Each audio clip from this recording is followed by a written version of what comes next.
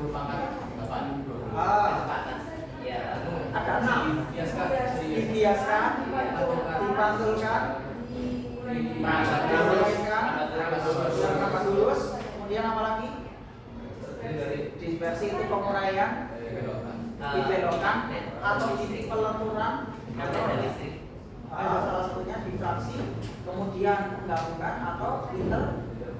Sama satu lagi nanti ada polarisasi. Tahu kamera polaroid kan? Nah, itu adalah penerapan dari polarisasi.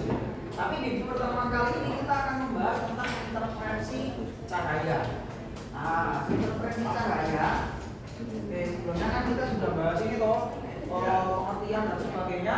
Nah, sekarang kita ranjak lagi seperti biasa. Ya, kita bakal jadi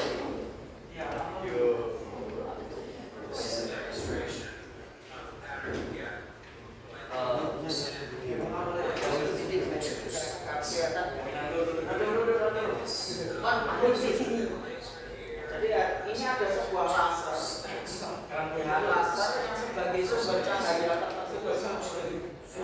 kemudian laser itu dihadapkan dengan sebuah celah.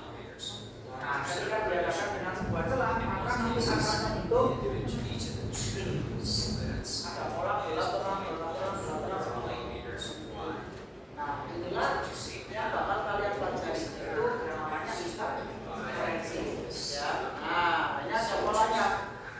Ini namanya adalah terang satu, terang 2, terang 3 dan seterusnya. Apa sih fenomena apa yang ada di dalam ini? Fisikanya itu apa aja sih dan matematikanya gimana sih? Nah, ini yang akan kita bahas di LKPD.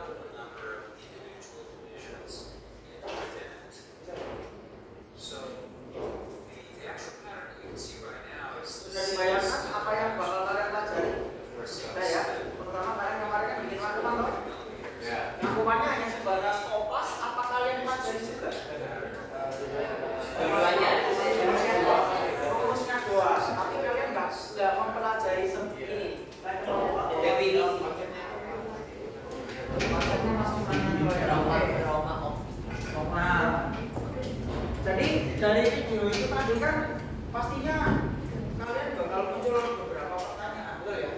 Timbul pertanyaan, kan? Nah, apa sih interferensi itu? Kemudian dari interferensi itu pastinya sebuah kejadian itu bisa terjadi apakah ada syaratnya? Kemudian selepas kalau ada syaratnya, jenis-jenis dari interferensi itu apa aja?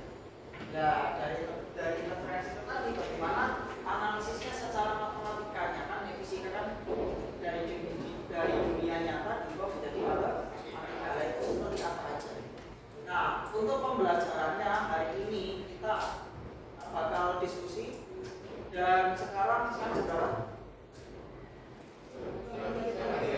dapat 3 kita selesainya jam berapa? 9.60. Saya kasih waktu kalian 20 menit untuk berdiskusi mengerjakan LKPD, cukup habis itu kita bahas 30 menit ya, cukup ya 30 menit ya.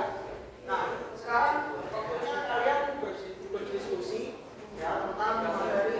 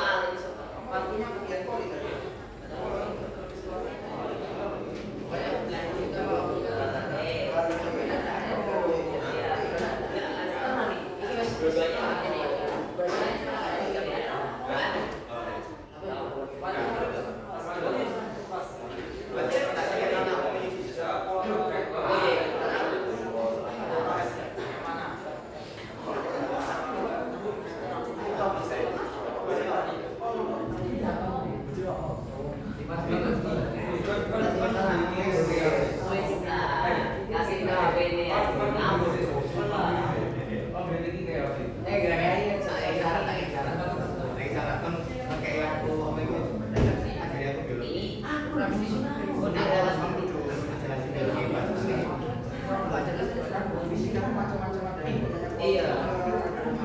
ada sirkuit.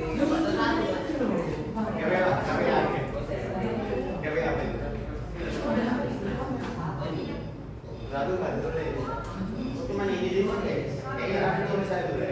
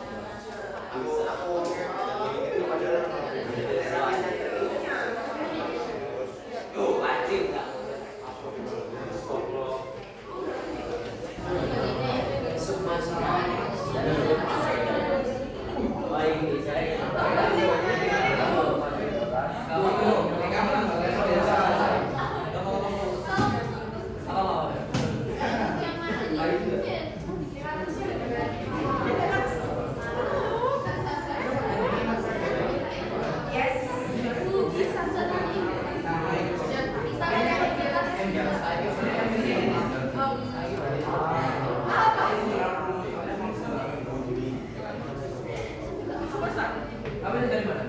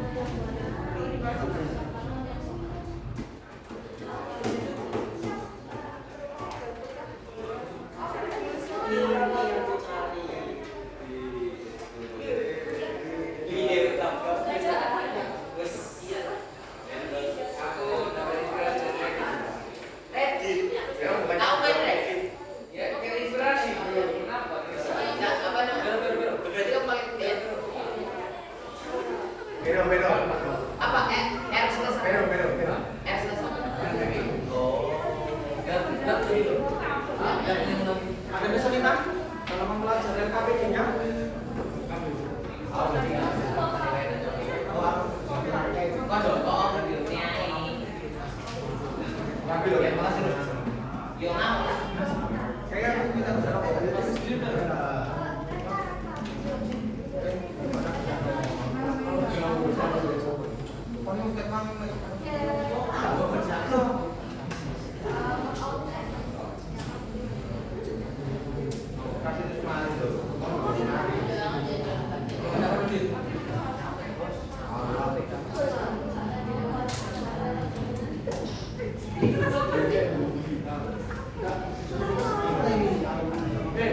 Udah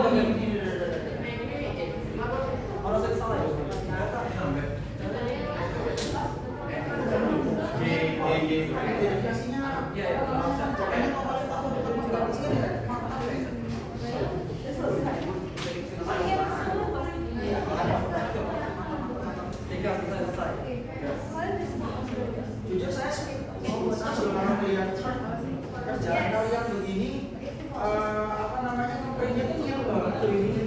Kertas yang bilang itu bukan kertas CKS, kita bukan CKS.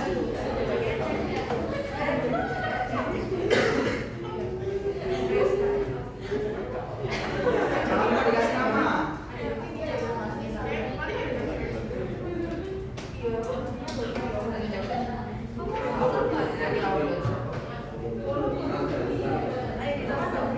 masuk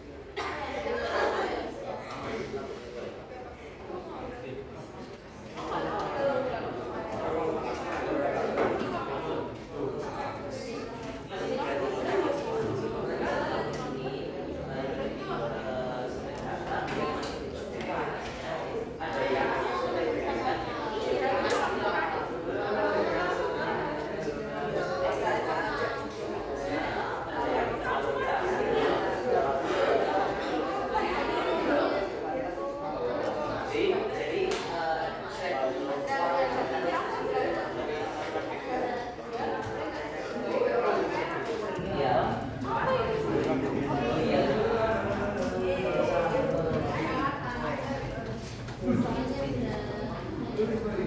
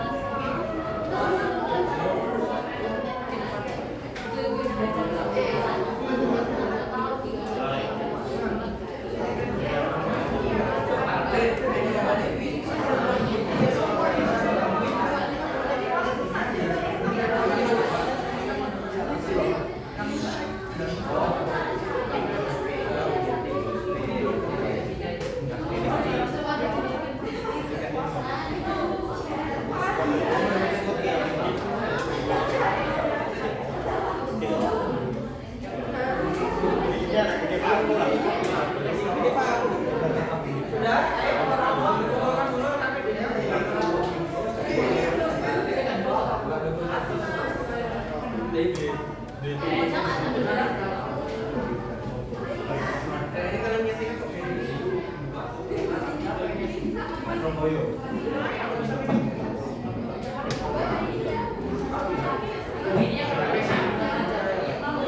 Yang belum nomor 5 sudah, 2 sudah, 6 terus 3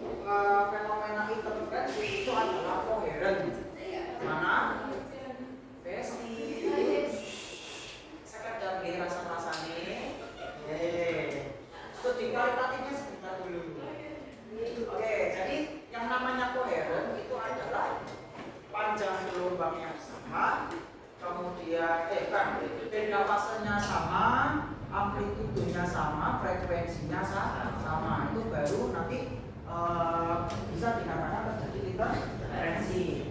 Nah, kemudian hasil dari fenomena interferensi itu akan terbentuk pola. Nah, polanya itu adalah pola gelap terang yang seperti kalian lihat di video tadi. Ya kan ada gelap terang secara selang-seling seperti itu.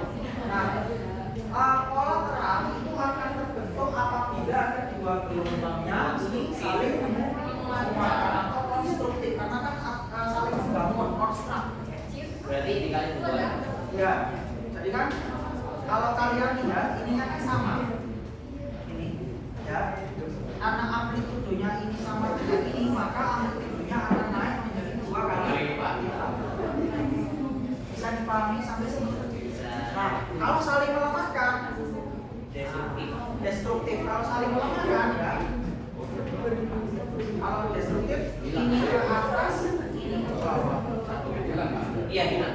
Kan hilang. Jelas ya di sini ya. Mereka akan saling melemahkan sehingga apa? Di sini amplitudenya tidak ada. Kata. Oke?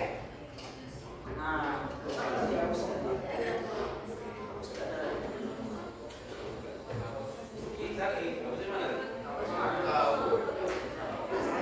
Oh, itu Mas di dekat bendera. oh iya. Oke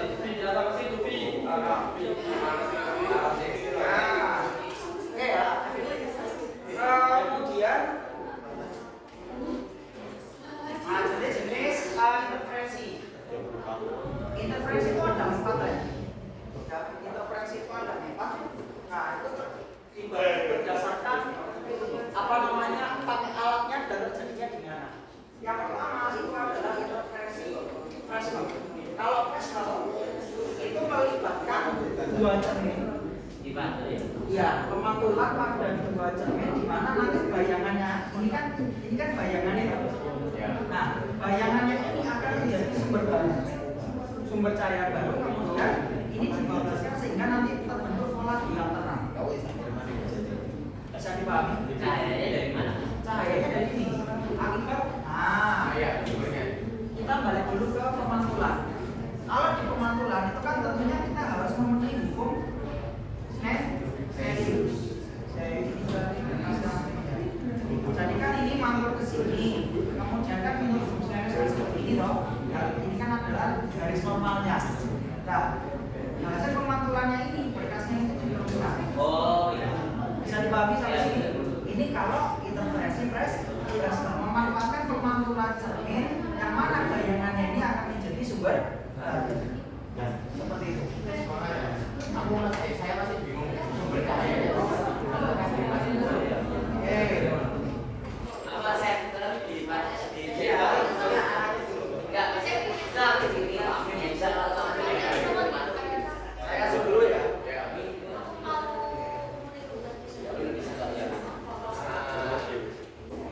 Oke. Jadi kalau pada Fresnel,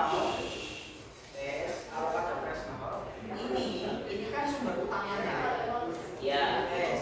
Sumber utamanya kan dia kan membawa sinyal gitu ya. Nah, ketika ini enak dari ini, ya, akhirnya kan nanti dia terpantulkan. Nah, terpantulkannya kan di sini harus memenuhi hukum Snellius. Itu ada cerminnya. Ini kan cermin toh? Iya, Ini kan cerminnya begini. Sudut sinar dasar sama dengan sudut sinar pantulan. Nah, berkasnya ini diteruskan sampai sini sehingga nanti akan membentuk sumber baru. Cerminnya bolong. Enggak, cerminnya enggak bolong, tapi kan sifat bayangannya kan ada. Oh iya. Pertemuan berkasnya ini akan menjadi sumber baru. Kenapa? Kalau yang belum lalu dibantu Tapi jadi sumber baru lagi. Bisa jadi.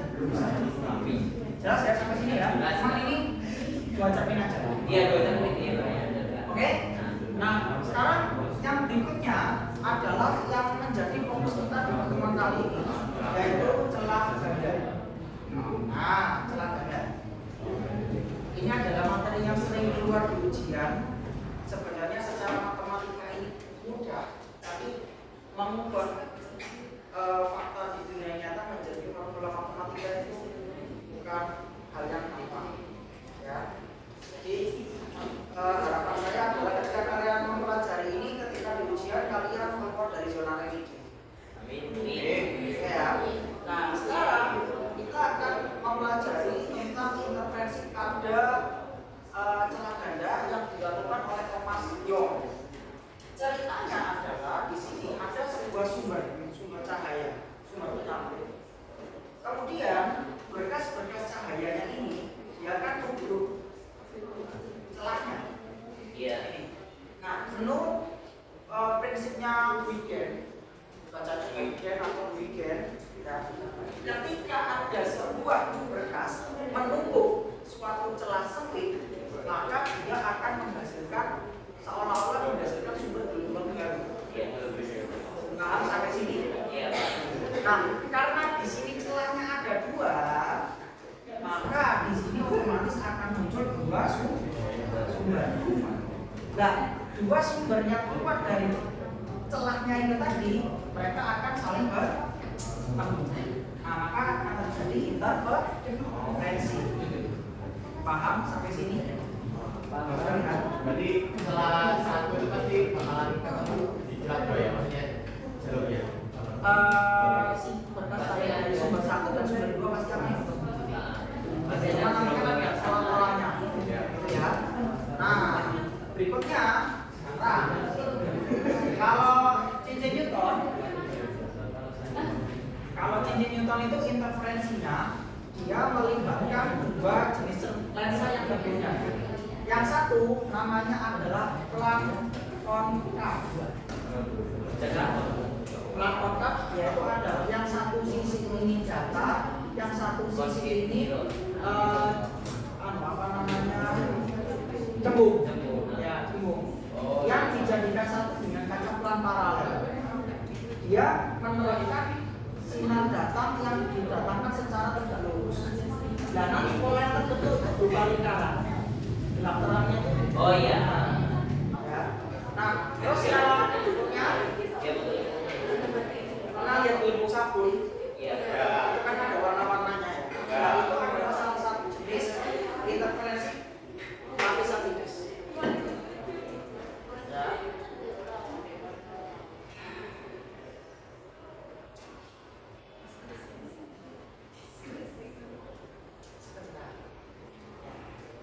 Oke.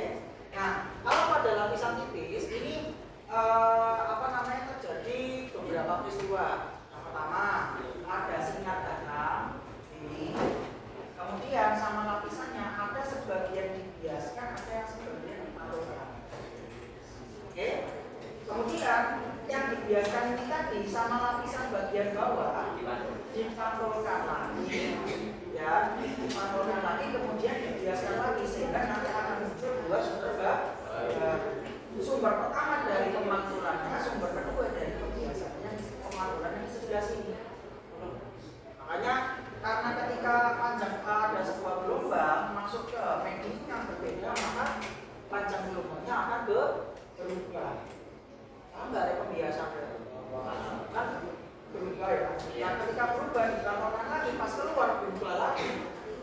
Nah, yang di bagian sini ini lambdanya lambda 1, yang di bagian sini lambdanya adalah lambda 2. Jadi kan terjadi perbedaan meskipun frekuensinya sama atau koheren, tapi panjang gelombangnya berbeda. Nah, makanya ada lihat pola gelap terang. Nah, sekarang ke berikutnya. Sekarang kita belajar dulu ke Yongnya ini. Nah,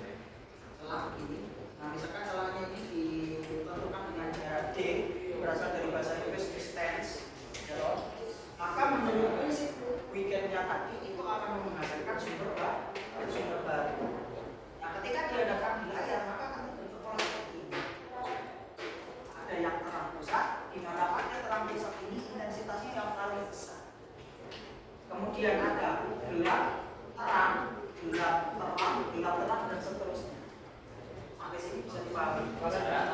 Itu bisa saya masuk ke sekolah kan itu ada batasannya masuk ke kamarnya itu dia desain cahaya sepanjang apa? Yang terpenting nilai L-nya itu harus lebih besar daripada jarak celahnya. Nilai jarak celah layar itu harus besar, harus lebih besar daripada lebar celahnya. Oh iya. Nah, pada saat terjadi terang pusat, berkas sinarnya itu berkumpul seperti ini. Oke, bisa dipahami? Bisa. Kalau terjadi terang pusat, jaraknya dari sumber baru yang pertama serta sumber baru yang kedua ke titik pusatnya ini tadi, sehingga dia bisa menghasilkan intensitas maksimum itu jaraknya adalah sama. Tetapi ketika saya geser misalkan dari terang pusat di sini tak geser ke bawah, maka akan terjadi perbedaan lintasan. Nah, jaraknya di sini S1 terhadap pola ini, misalkan ini adalah titik I ya, S1 terhadap I, kemudian S2 terhadap I berbeda. Nah, perbedaannya itu ditarik dengan garis lurus seperti ini. Paham? Ya. Nah, makanya kan ini kan terbentuk suku delta. Ini perbedaannya sebesar D. Delta S ini ya. Namanya delta S. Nah, bagaimana penurunannya, Mas? Nah, oke, gitu. Tadi penurunannya ketika berkasnya ini coba kita perbesar, kita zoom. Kalau ini berkasnya kita zoom, ya, berkasnya ini kita zoom, maka kalau kalian lihat di sini kan ada perbedaan lintasan. Jelas ya? Nah, perbedaan lintasan ini dalam ini bacanya simbol seperti ini delta ya, Ren? Ini adalah aksara Yunani versi huruf kecil. Ya. Kalau delta begini ini huruf besar. Jadi jangan bingung ya. Jadi dalam perbedaan jarak sebesar delta ini itu akan terdapat sekian panjang gelombang. Mungkin sampai sini. Yes, ya. Nah, jadi untuk mencari sekian panjang gelombangnya ini kita akan menggunakan prinsip trigonometri. Kalau panjangnya ini sebesar D, maka hubungan D sama delta itu kita pakai sinus. Berarti kan sinus delta, atau ini adalah terbentuk sudutnya di sini. Berarti kan delta dibagi dengan D. Ada yang bingung? Ada yang nggak mungkin? Ada yang nggak mungkin sampai sini? Tapi nggak mungkin mas. Apa? Paham nggak? Ya. Nah, pada sekian panjang gelombang ini tadi atau nilainya sama dengan delta, itu kan hubungan antara terhadap dengan jarak antar celahnya itu kan dinyatakan dengan nilai sinus.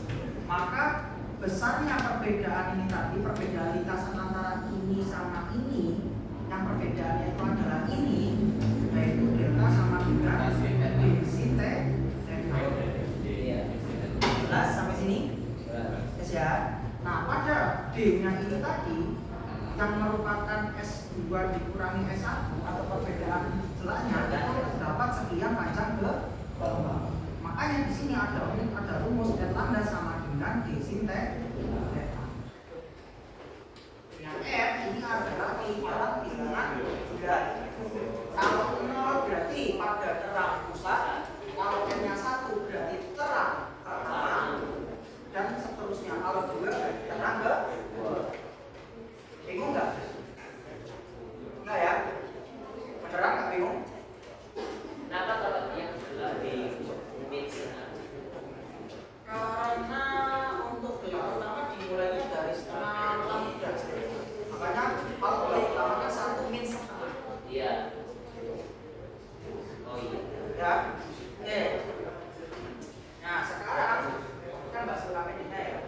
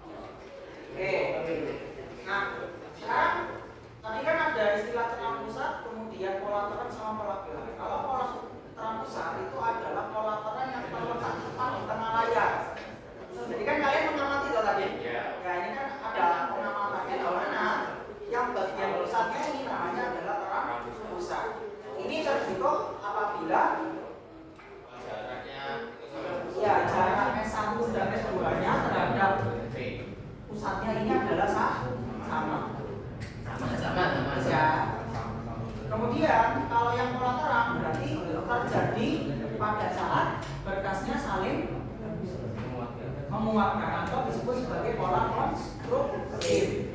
Kalau pola gelapnya dari destruktif atau saling melanjutkan. Nah, sekarang kita analisis matematikanya ya. Tadi ada yang sudah sampai sini? Sudah. Kelompoknya siapa aja? 3 lengkap masuk dari. Hah? 3 lengkap. Oke, 3 lengkap ya. Yang lain ya, plus 2. Oh ya wis, kita udah lengkap. Dananya mah. Karena sekolah bio. Oke, sama-sama nyebutkan dulu di satu nah sekarang kalau masalah penurunannya, konsepnya ya, karena memang begini yang paling sulit. Pada gambar ini itu kan menjelaskan secara skematis intervensi celah dada, di mana D-nya adalah jarak antar slitnya ya. Kemudian S1 adalah jarak dari S1 terhadap P.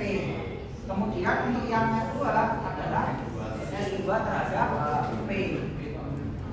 P itu adalah sebuah titik yang kita amati titiknya. Ya, kalau titik pusat kan di sini, ini adalah yang ini adalah titik pusat.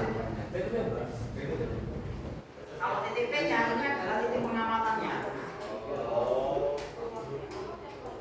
Oke ya, bisa dipahami ya sampai sini ya.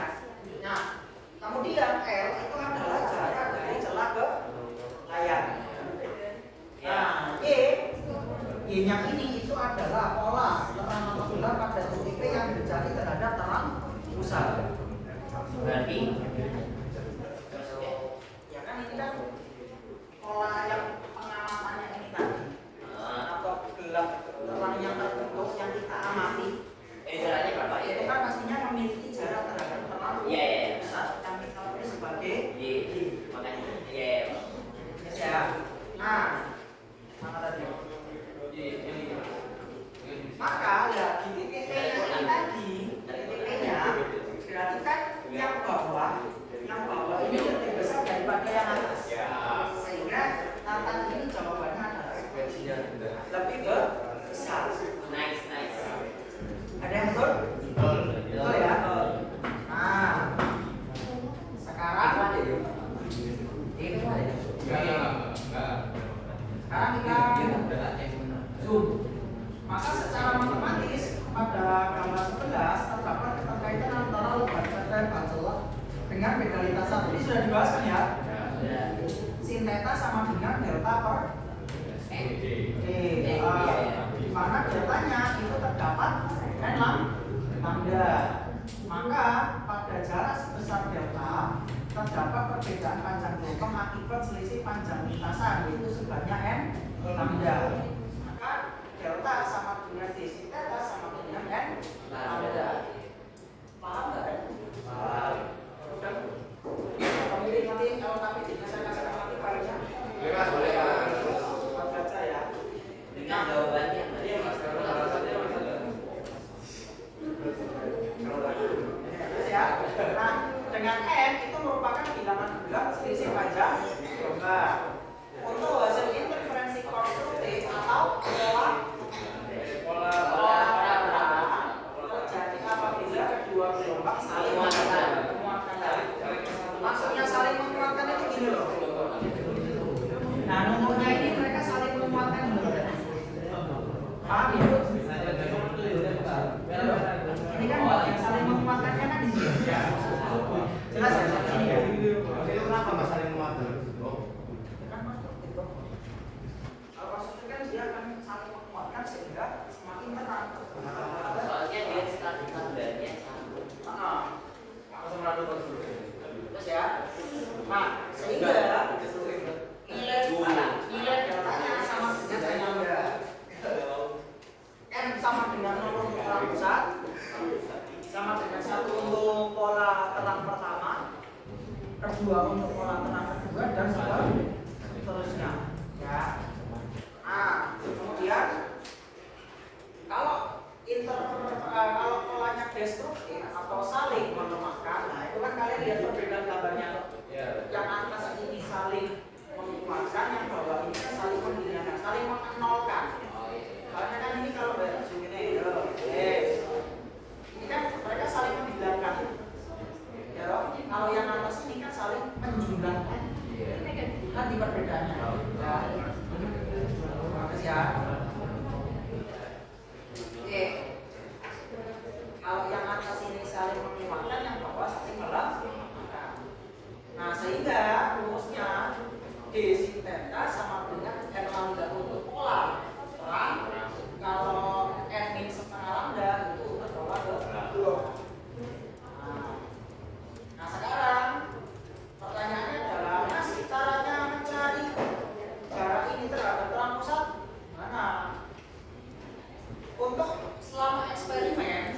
Thomas, eksperimennya Thomas ya, sudutnya yang ini itu sangat kecil. Sangat kecil sehingga apa? Nilai sintetanya itu mendekati sama mendekati tidak sama. Makanya nilai sintetanya sama dengan tangan tangannya mana? Berarti kan Y dibagi dengan L. Ya, tak bisa. Makanya dapat rumus itu. Jadi D sin theta sama dengan DY per L. Ada beberapa buku yang pakai DP per L. C. Ya, sama aja. Nah, D sin theta sama dengan DP per L.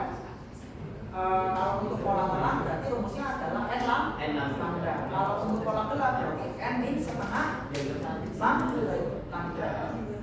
Nah, D-nya adalah cara antar celah, Y-nya adalah cara polanya yang tadi, ya dong.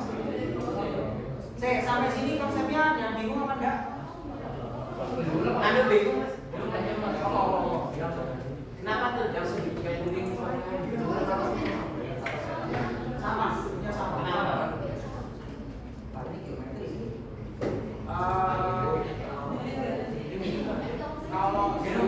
Kalau sama seperti ini kaitannya dengan kesebangunan.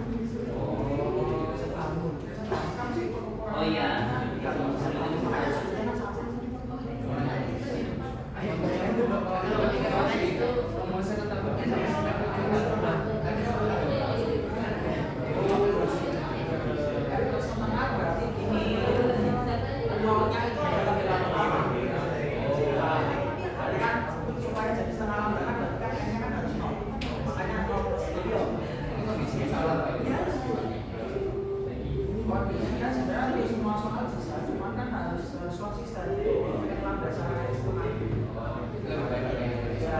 Kalau untuk gelas pertama berarti kan ya pertama berarti kan sama dengan 1, berarti kan 1 kurangi setengah.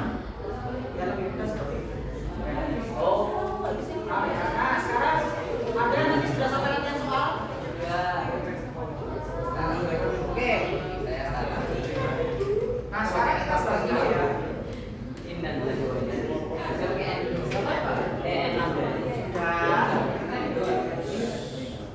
Sekarang jam berapa? 8 menit. Oke ya. Agak cepat dikit ya. Nah, jadi contohnya soal interferensi itu seperti ini. Maka skema percobaan celah dan daya tersebut digunakan dua celah yang berjarak 1 mm. Jadi kan yang diketahui adalah apa? Kalau dua celah D-nya adalah 1 mm. Dengan cara celah layar yaitu apa kalau cara celah layar? Cara celah layar adalah L-nya berapa? 1 meter. Serta sumber cahaya dengan panjang gelombang 5000. Ini bacanya adalah angstrom. Ini dibaca angstrom. Ya, angstrom. Sehingga di sini apalagi panjang gelombang simbolnya apa? Lambda sama dengan 5000 angstrom. Tentukan cara telan kode kedua dari telan pusat. Nah, kode maksudnya kode ini adalah N-nya. N-nya sama dengan 2. Kemudian kita akan menggunakan rumus. Kalau ada terang berarti kita pakai rumus terang apa gelas? Terang ya. Kemudian kalau yang B berarti jarak gelang kedua berarti N-nya sama dengan 2, kita gunakan rumusnya ke gelang. Kemudian kalau jarak antar kita terang, ya rumusnya terang kok. Iya. Nah, untuk yang nomor 1 ada yang sudah ketemu? Pertama ketiga, oke kita coba ya. Untuk soal A, tadi kan DY per R sama dengan N lambda. D-nya kan kita baca di meter dulu. Berarti 10 pangkat min 3. Nah, D-nya kan yang ditanyakan toh, dibagi L-nya adalah 1 sama dengan N-nya ordernya 2. Kemudian angstromnya 5 kali 10 pangkat min 7. Ya. Oke? Nah, berarti Y sama dengan ini kan jadi 10 pangkat min 6. Ya, ini adalah 10 pangkat min 3. maka kita dapatkan Y-nya adalah 10 pangkat min 3 meter. Gampang dong? Gampang ya? Berarti Nah, satu pilih. ya, ini kan satuannya meter. Berarti kalau kita buat sederhanakan berarti 1 milimeter. Lalu soal B. Nah, kalau untuk soal B berarti pakai rumus Oke. Iya, bisa dilakukan. Y sama dengan N min setengah lambda. Oke, berarti kan 10 min 3 kali Y. Ini R-nya 1 sama dengan 2 min setengah. Lambdanya adalah 5 kali 10 pangkat min 7. Gampang kan ya? Nah, Yo, berarti 10 pangkat min 3Y. Ini berarti 2 kali setengah dapat 2 ya? ya. 3 2 kali 5 kali 10 pangkat min 7 berarti Y-nya ketemu berapa? Ini kan 7,5 ya? Iya. 7,5 kali 10 pangkat min meter. Berarti kan di sini 7,75 ya? Kalau ya pokoknya ini dulu ya. Nah, kalau yang saya katakan